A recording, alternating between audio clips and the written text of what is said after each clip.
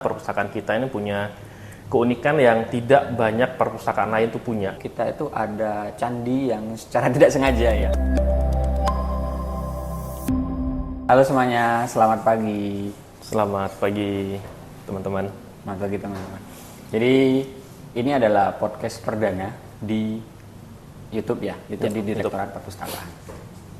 Perkenalkan, saya Akmal Faradis, pustakawan dari Direktorat Perpustakaan UI, dan di samping saya kenalan dong. Oke. Ya teman-teman, nama saya Arif Cahyo Bahtiar.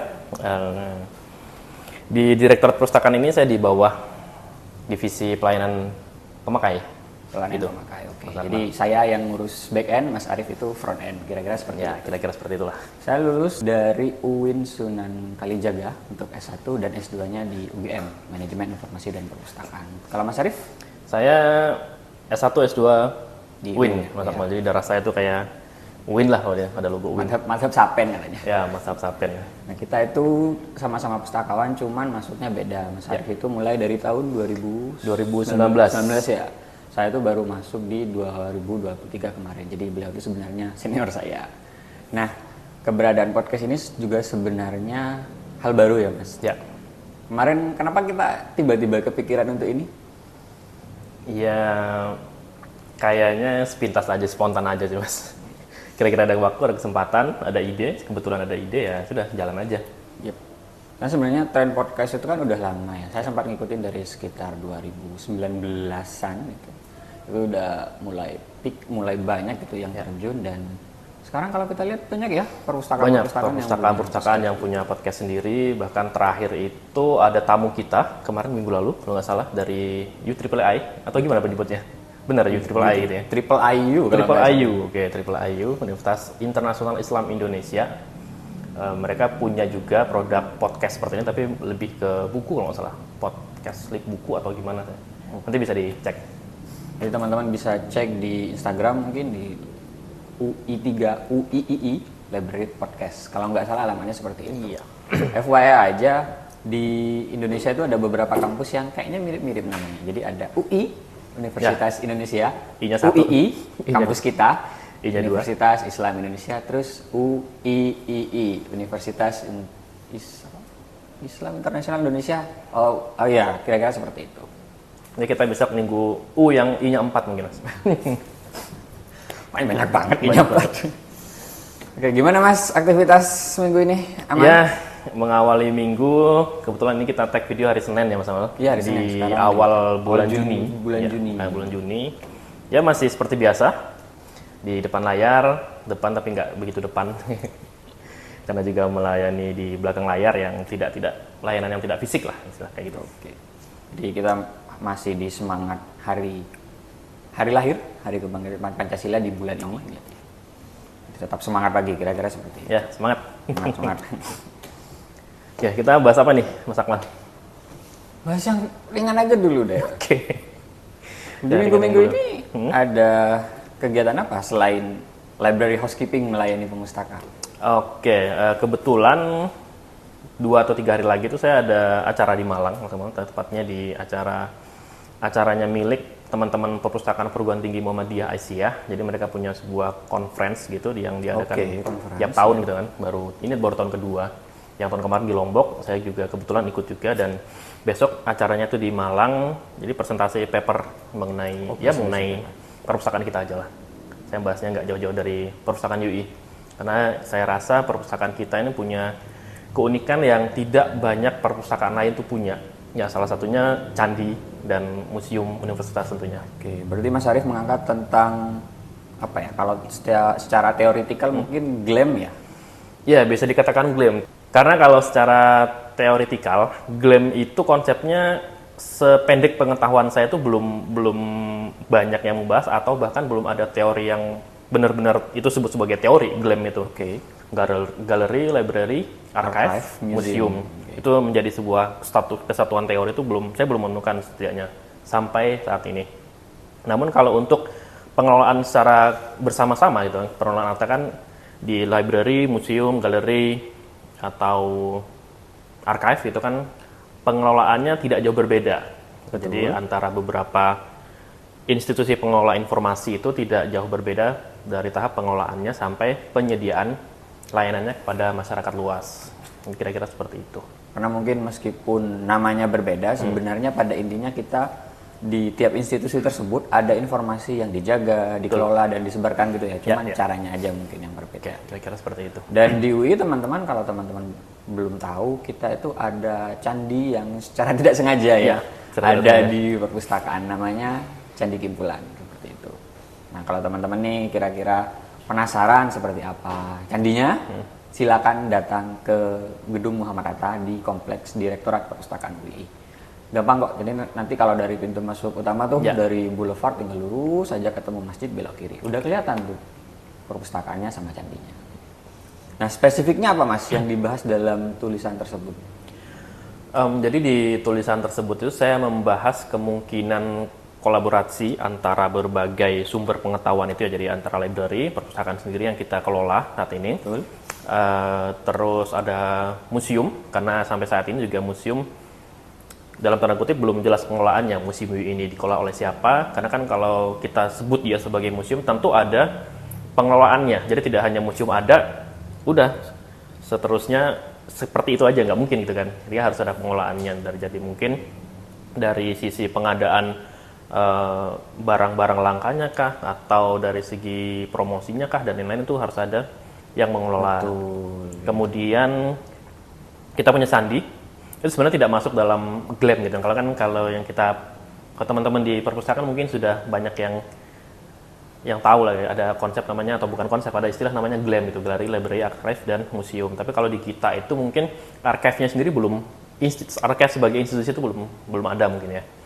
Jadi masih dalam tahapan gallery, library, karena kita juga perpustakaan yang jelas. Galerinya tuh kita punya banyak galeri foto di sini teman-teman. Jadi galeri foto tentang ditemukannya candi sampai ya tahap-tahapan untuk apa istilahnya, ekskavasi dan lain-lain itu ada. Sampai candinya itu benar-benar bisa dikunjungi untuk orang-orang ya. Ya, itu galeri. Untuk archive karena kita secara institusi belum ada. Terus museum, nah itu museum kita punya 2 museum di komplek gedung ini teman-teman. Jadi ada Museum UII dan museum dari si candi tadi, Candi Kimpulan namanya. Jadi ada museum yang menyimpan barang-barang temuan yang ada di candi waktu saat ditemukannya candi tersebut. Untuk paper saya sebenarnya membahas itu membangun sebuah sistem, gimana caranya beberapa tempat ini ya, library, museum, candi, galeri itu bisa disatukan dalam sebuah sistem. Artinya sistem temu kembali informasi. Jadi, saya menggunakan konsep yaitu temu kembali informasi dan kemas ulang informasi. Ya, jadi dua konsep besar itu yang saya masukkan ke dalam tulisan saya itu. Yang pertama temu kembali informasi, karena dalam pembangunan sistem tersebut kita istilahnya ada konsep tentang temu kembali informasi yang saya gunakan. Jadi ada indexing dan retrieval.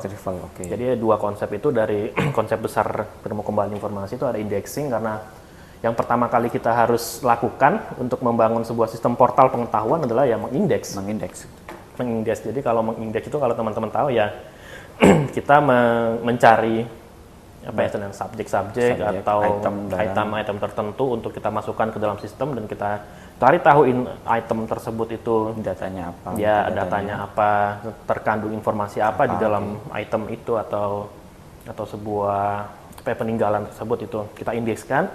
Lalu ada temu kembalinya, jadi ditemukan kembali bagaimana si item tersebut bisa ditemukan kembali di dalam sebuah portal pencarian itu. Jadi ketika nanti teman-teman ingin mengetahui tentang, misal kita punya Arca Ganesha itu, yang paling jelas itu kan. Ketika kita melihat museum, ada Arca Ganesha di situ.